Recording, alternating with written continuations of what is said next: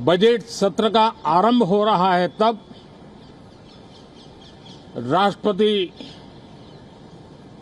द्रौपदी मुर्मू जी का मार्गदर्शन और कल निर्मला सीतारमण जी के द्वारा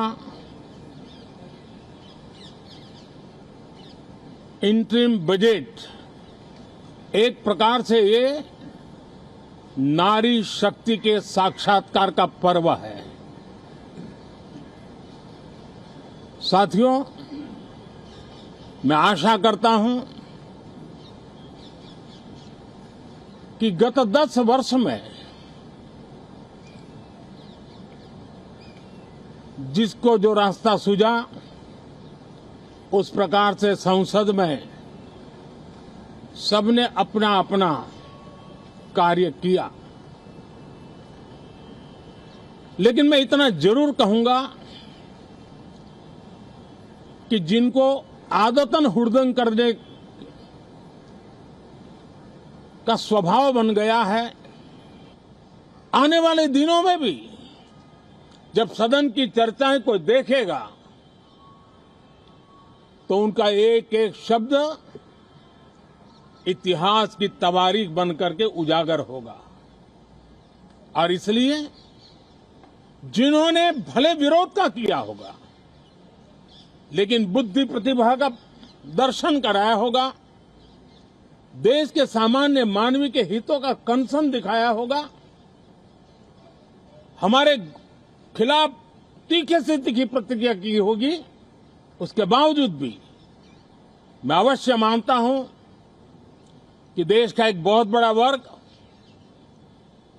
लोकतंत्र प्रेमी सभी लोग इस व्यवहार की सराहना करते होंगे। लेकिन जिन्होंने सिर्फ और सिर्फ नकारात्मकता, हुड़दंग, शरारतपूर्ण व्यवहार ये जो किया होगा, उनको शायद ही कोई याद करे। लेकिन अब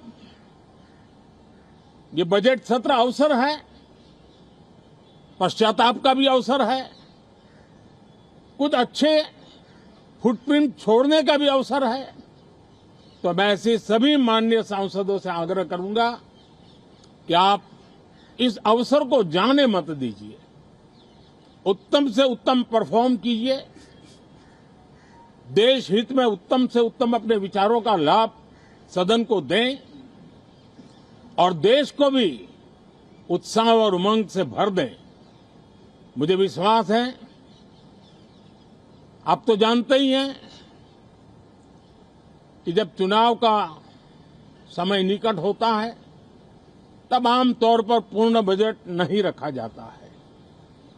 हम भी उसी परंपरा का निर्वाह करते हुए पूर्ण बजट नई सरकार बनने के बाद आपके समक्ष लेकर के आएंगे।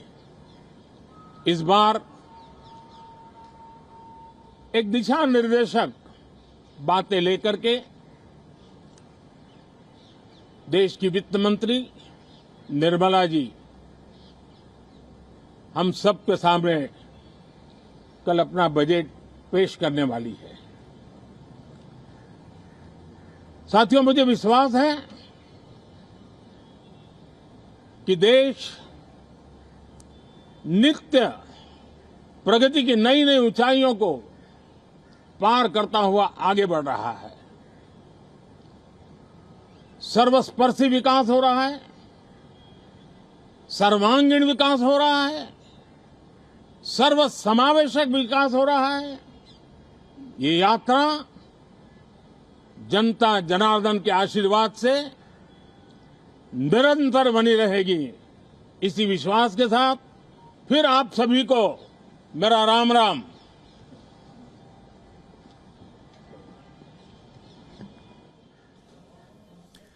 That was the Indian Prime Minister speaking ahead of the Indian President's address to both the houses of Parliament.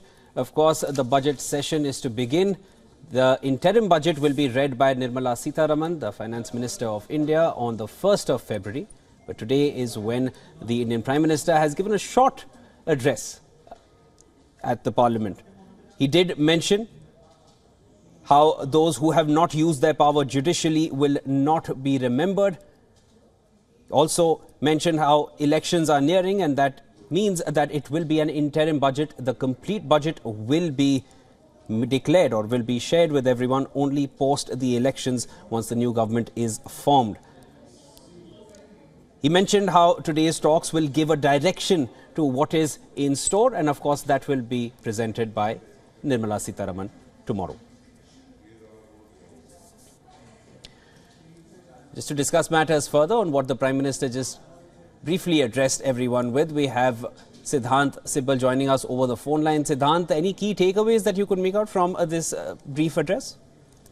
Well, essentially, this is kind of a protocol. The Prime Minister makes his remarks every time when the Parliament session is set to begin. And in today's remark, his focus essentially was on Nari Shakti, that is women empowerment, something that we saw the focus being at the Republic Day parade as well, where Nari Shakti was shown in full splendor. Now, of course, this time around, the focus also remains on that, with the President, Draupadi Murmu, will be shortly addressing the joint session of the Indian Parliament, and then of course we will see Nirmala Sitharaman, who will be giving the budget, the interim budget. So essentially, as he said, the festival of Nari Shakti will be celebrated, was his message, as the Parliament is all set to open first with a much anticipated address of the Indian President. Remember, this is her first address inside the new Parliament building, so it will be keenly awaited, and essentially that is a policy statement of the government, what the government is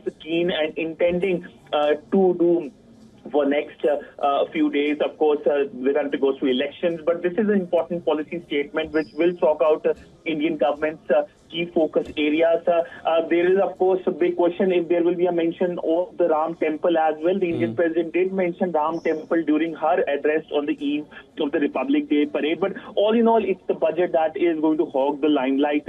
We know it's an interim budget, so not much expectation, but this is a budget that will give a tone or a sense of what the government is looking at, especially in terms of the foreign policy as well. Remember, the Indian budget talks about the funds which are given to countries in the region. That will be also keenly seen in the light of India's support to budget for countries like Bhutan, and also infrastructure projects like the Chabar project. So important budget session all set to begin with, of course, the Indian Prime Minister setting the tone with his comments basically around Nari Shakti.